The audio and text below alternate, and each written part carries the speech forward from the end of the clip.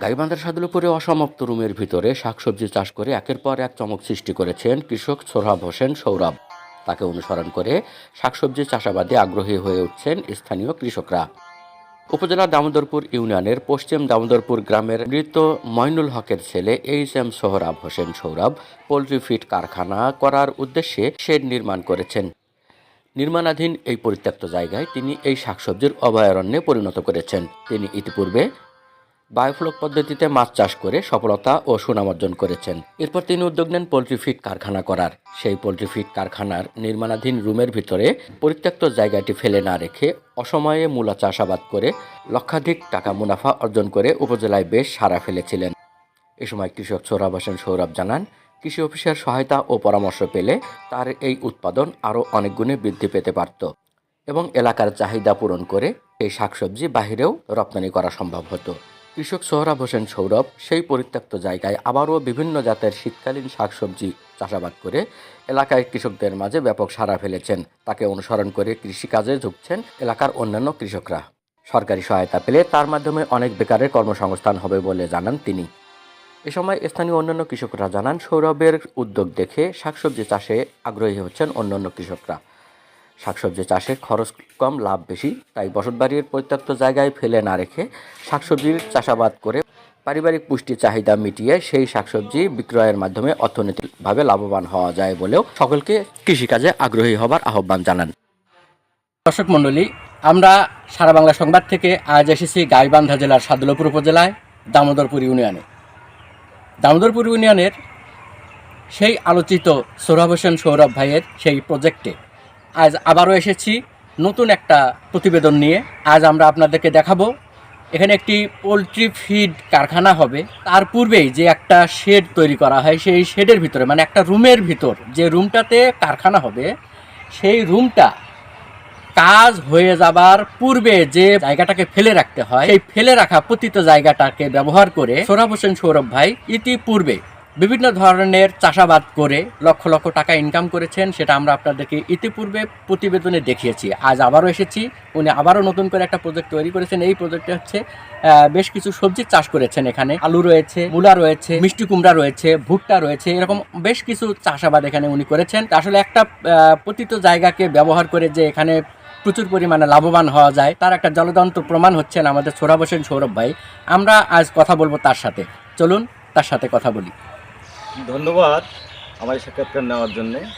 দীর্ঘদিন বিভিন্ন প্রজেক্টে কোম্পানির কাজ করার পরে আমি নিজে ব্যক্তিগতভাবে সিদ্ধান্ত নিলাম যে আসলে মানুষের চাকরি করার থেকে নিজে উদ্যোক্তা হয়ে কিছু করা যায় কিনা এবং আরও কিছু বেকার যুবককে এর সাথে ইনভলভ করে তাদের নতুন করা যায় কিনা।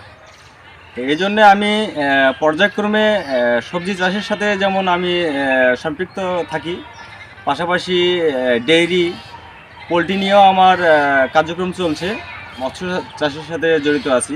দেখলাম আমি কেউ যদি বুঝে কৃষি দপ্তরের সাথে যোগাযোগ করে তাদের অভিজ্ঞতা নিয়ে যদি চাষে যদি সঠিকভাবে তার রাসায়নিক প্রয়োগ এমন খুব ভালো বীজের মাধ্যমে চাষাবাদ করে যে কোনো ফসলই হোক, তাহলে সে লাভবান হতে পারবে। কারণ টেকনোলজির ব্যবহারে কারণ 1 গুণ থেকে 10 গুণ পর্যন্ত উৎপাদন বৃদ্ধি হতে পারে। সবজি খাবারের চাহিদা যেমন পূরণ হবে, সেই সাথে আমাদের দেশে যেমন কিছু খাদ্য বা সবজি আমদানি করতে হয়, আমাদের দেশ আমদানির উপরে নির্ভরশীল।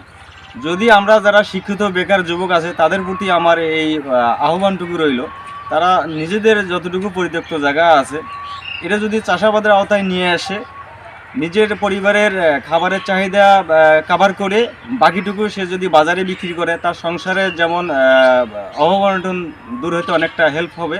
পাশাপাশি দেশের অধিকাংশ লোক যদি নিজে উদ্যোক্তা হওয়ার যদি পরিকল্পনা করে সফলভাবে, তাহলে দেশের সবজি এবং অন্যান্য খাদ্যদ্রব্য অন্যান্য দেশে রপ্তানি পর্যন্ত করা যেতে পারে এবং দেশে আর আমদানির প্রয়োজন হবে না। তখন আর আমার অন্য দেশের প্রতি মুখাপেক্ষি হতে হবে না যে কখন বাইরের দেশ থেকে আমাদের পেঁয়াজ আসবে, কখন কাঁচামরিচ আসবে, তারপরে বিভিন্ন আপনার চিনি আসবে। দেশে আমরা এটা রপ্তানি করতে পারবো, যেমন নিজের পরিবর্তন ঘটবে, সেই সাথে দেশের ভাবমূর্তিও অর্থনৈতিকভাবে উজ্জ্বল হবে আমি ব্যক্তিগতভাবে মনে করি। আপনারা দেখছেন যে এখানে আমাদের উপরে যে চাল বা এখানে স্ট্রাকচারগুলো দেখতে পাচ্ছেন, এখানে আমি গ্রিন হাউস করবো, যে যে সময়ে যে ধরনের ফসল এখানে মানে সময় না অসময়ে, সেই সময়ে একটু আপনার এই যেমন ধরেন এখন আমি আলু করছি, আলুটা যদি এখন থেকে আরও 1 মাস পরে বের হবে কিংবা 20 দিন পরে বের হবে, তো এইটা যদি আমি বাজারে এখন নিয়ে আসতে পারতাম, এখন যেহেতু নতুন আলুটা ওইভাবে নামে নাই, তখন আমি একটা ভালো একটা বাজার পাইতাম। ওই সময় যে কোনো সময়ে যে কোনো ধরনের আগাম ফসল আমি সেখানে উৎপাদন করতে পারবো। এখানে একটা শেড দেখতে পাচ্ছেন, কার্যক্রম চলমান, প্রায় 80% কাজ হয়ে গেছে, 20% কাজ এখন চলমান আছে। তো ওইটাতে আমি পোলট্রি শেড করব। আর সামনের দিকে যেটা দেখতে পাচ্ছেন, ওই দিকে আমি একটা ডেইরি শেড করার পরিকল্পনা করছি। আমার বাড়ির ভেতরে আপনি দেখেছেন এর আগে যে একটা প্রতিবেদনও করছেন, সেখানে আমার পুকুর ছাড়া আঙ্গিনাতে সেখানে আমার বায়োফ্লকের হাউস করা আছে, যেখানে যে মাছ আমি চাষ করে নিজের পরিবারের খাবার চাহিদা সহ বাজারে সেটা বিক্রি করে আমার সংসারের সচ্ছলতা ফিরে নিয়ে আসতে সক্ষম হয়েছি। সে সুপরামর্শের মাধ্যমে এই ধরনের উদ্যোক্তা তৈরির জন্য আমি বিনীতভাবে আহ্বান জানাই। দেশের বিভিন্ন শস্য এবং সবজি চাষে স্বনির্ভর হয়ে রপ্তানির যোগ্য পরিবেশ তৈরি করতে তারা সক্ষম হবে, এই আশাবাদ ব্যক্ত করছি আমি। কৃষকে আলুর হয়তো চাষাবাদের পরিমাণ কম, বাজারে গ্রাহকের পরিমাণ বেশি, বাজারে প্রোডাকশনের তুলনায় চাহিদা বেশি, যার কারণে এই আলুর দামটা এত বাজারে বেশি।